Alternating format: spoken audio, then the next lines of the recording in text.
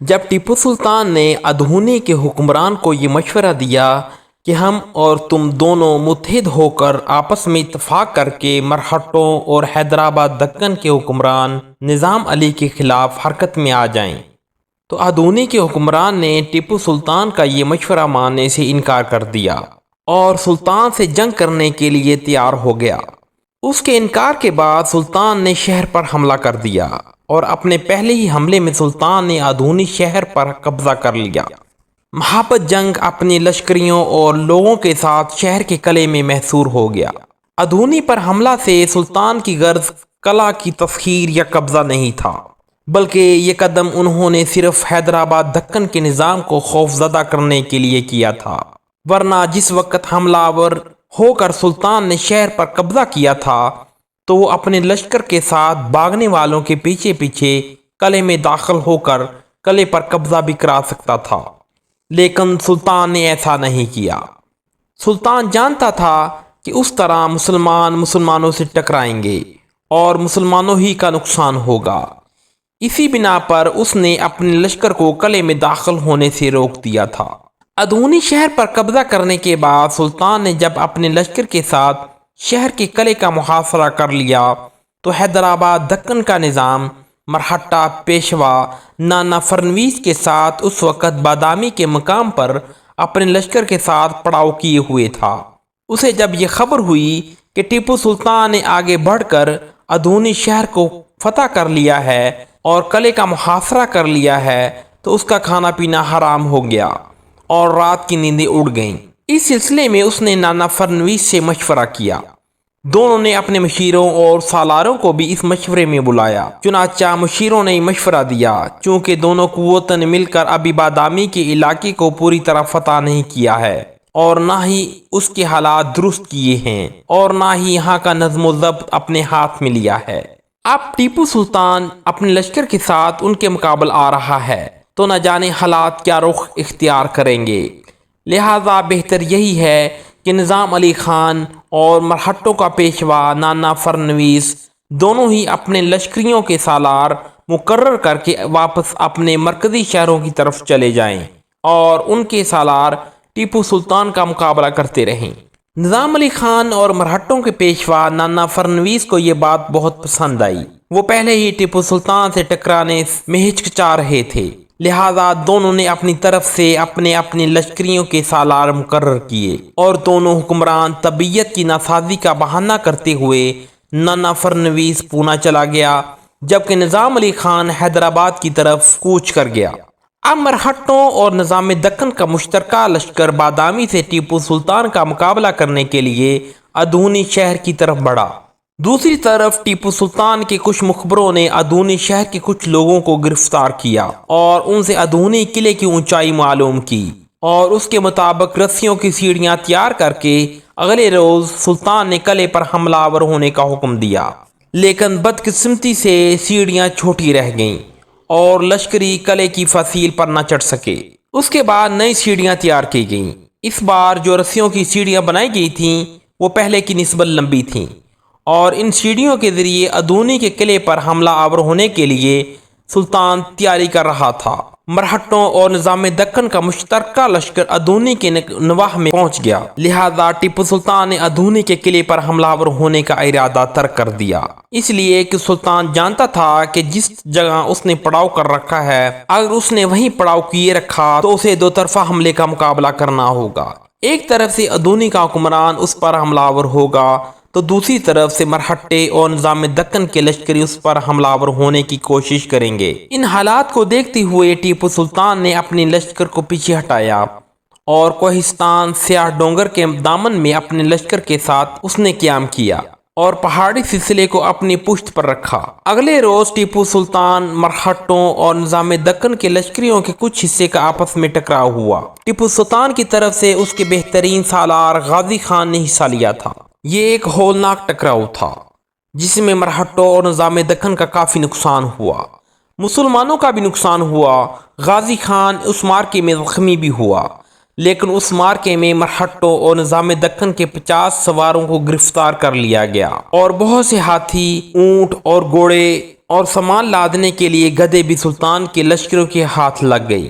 ٹیپو سلطان جو اپنے سالار غازی خان کو مرہٹوں اور نظام دکن کے لشکر سے ٹکرانے کے لیے روانہ کیا تھا تو اس سے اس کا مقصد دونوں کی قوت کا اندازہ لگانا تھا۔ جب غازی خان نے دشمن کو خوب نقصان پہنچایا تب اسی روز سلطان اپنے لشکر کے ساتھ آندھی اور طوفان کی طرح مرہٹوں اور دکن کے لشکر پر حملہ آور ہوا۔ ادونی کے باہر اس قدر ہولناک اور دل دہلا دینے والی جنگ ہوئی کہ مرہٹے اور نظام دکن کے لشکری بکھلا کر رہ گئے، انہیں بدترین شکست فاش ہوئی اور ادونی کے نواح سے پیچھے ہٹ گئے۔ آنے والی شب کو مرہٹوں اور نظام دکن کے سالاروں نے ادونی شہر کے حکمران کو مشورہ دیا کہ حالات اگر ایسے ہی رہے تو ٹیپو سلطان ان سب کو قتل کر کے رکھ دے گا، لہذا بہتر یہی ہے کہ رات کی تاریکی میں جس قدر وہ سامان اپنے لشکروں کے ساتھ اٹھا سکتا تھا اٹھائے اور قلعہ خالی کر کے بھاگ جائے۔ مرہٹوں اور نظام دکن کے سالاروں نے یہ مشورہ دیا کہ وہ بھی سلطان کے سامنے سے ہٹ رہے ہیں، لہذا آنے والی شب کو ادونی کا حکمران اور اپنے لشکر کے ساتھ قلعے سے نکل کر بھاگ گیا۔ اس کے بھاگنے کی اطلاع سلطان کو ہوئی تو سلطان نے لشکر کا ایک حصہ میر صادق کے حوالے کرتے ہوئے قلعے پر حملہ آور ہونے کا حکم دیا اور لشکر کے دوسرے حصے کے ساتھ اس نے بھاگتے ہوئے دشمن کا تعاقب کیا، انہیں نقصان پہنچایا اور ان سے کافی مال و متاع بھی چھین لیا۔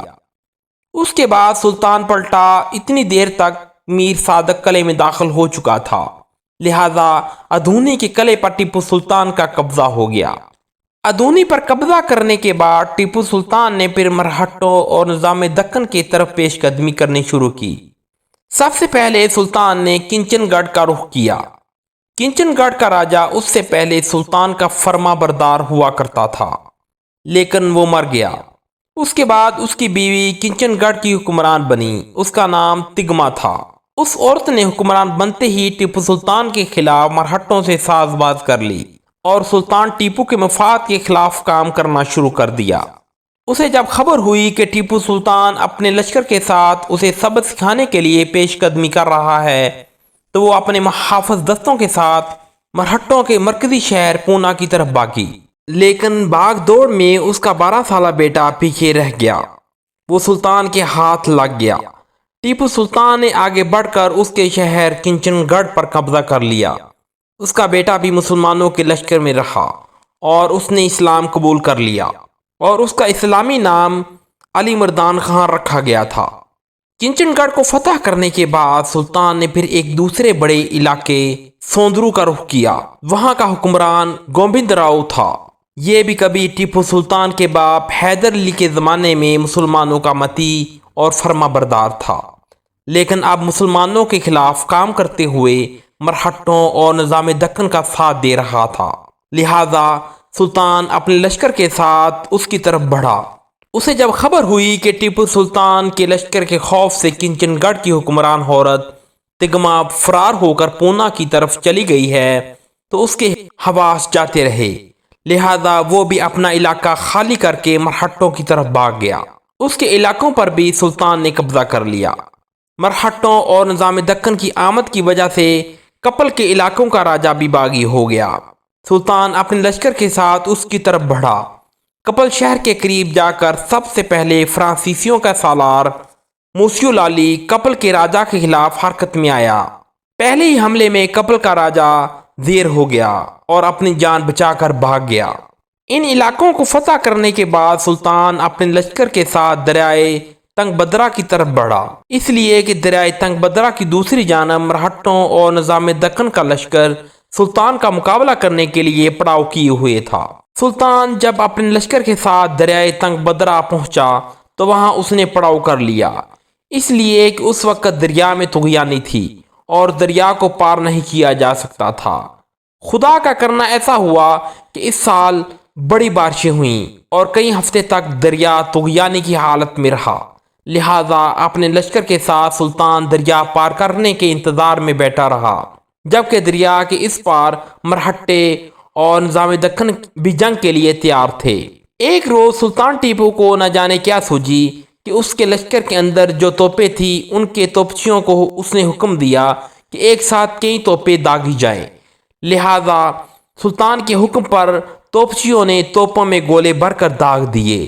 ان توپوں کے چلنے سے دریا کے اس پار مرہٹوں اور نظام دکن کے جو لشکر تھے انہوں نے سوچا کہ ٹیپو سلطان کے لشکر میں جو توپیں چلائی گئی ہیں اس کی دو وجوہات ہو سکتی ہیں۔ پہلی یہ کہ ٹیپو سلطان کو کہیں اور سے نیا لشکر مدد کے لیے مل گیا ہے اور اس کی طاقت اور قوت میں اضافہ ہو گیا ہے۔ دوسری وجہ یہ ہو سکتی ہے کہ ٹیپو سلطان نے اپنے لشکر کا کوئی حصہ حیدرآباد دکن کی طرف روانہ کیا ہوگا اور نظام دکن کے مرکزی شہر پر قبضہ کر لیا ہوگا۔ اسی بنا پر خوشی کا اظہار کرتے ہوئے توپیں داغی گئی ہیں۔ ان وجوہات کو سامنے رکھتے ہوئے مرہٹے اور نظام دکن کے لشکر پر خوف طاری ہو گیا، لہذا ان کے سالاروں نے 12,000 کے ایک لشکر کو دریائے تنگ بدرہ کے کنارے پر رکھا اور خود پیچھے ہٹ گئی۔ خدا کا کرنا ایسا ہوا کہ اسی دوران دریا کا پانی اتر گیا۔ دریا کا پانی اترتے ہی ٹیپو سلطان نے اپنے لشکر کے ساتھ دریا کو عبور کیا اور پہلے ہی حملے میں دریا کے اس پار دشمن کا جو 12,000 کا لشکر تھا اس پر حملہ آور ہو کر ان سب کا خاتمہ کر دیا۔ اس کے بعد سلطان نے مرہٹوں اور نظام دکن کے لشکریوں کی طرف کوچ کیا۔ دوسری طرف مرہٹوں اور نظام دکن کے سالاروں کو خبر ہوئی کہ انہوں نے اپنا جو 12,000 کا لشکر دریائے تنگ بدرہ کے کنارے چھوڑا تھا اس پر حملہ آور ہو کر ٹیپو سلطان نے اس کا خاتمہ کر دیا ہے۔ تب وہ اپنے پورے لشکر کو لے کر ٹیپو سلطان کے مقابل آئے۔ شاید وہ سلطان کے ساتھ فیصلہ کن جنگ چاہتے تھے۔ اس موقع پر سلطان نے اپنے بڑے سالاروں میں سے غازی خان، ولی خان، ابراہیم خان وغیرہ اور کچھ دیگر بہترین کمانداروں کو اپنے ساتھ رکھا، جبکہ کچھ دوسرے سالاروں کو لشکر کا ایک حصہ دے کر اس نے ایک طرف گھات میں بٹھا دیا۔ اس کے بعد سلطان نے مرہٹوں اور نظام دکن کی افواج کے ساتھ جنگ کی ابتدا کی۔ دونوں طرف سے توپیں چلنے لگیں، لشکری ایک دوسرے پر حملہ آور ہونا شروع ہو گئے۔ تیروں کی بارش دونوں سمت سے شروع تھی، تلواریں اور نیزے حرکت میں آ گئے۔ الغرض ٹیپو سلطان، مرہٹوں اور نظام دکن کے درمیان گمسان کی جنگ شروع ہو گئی۔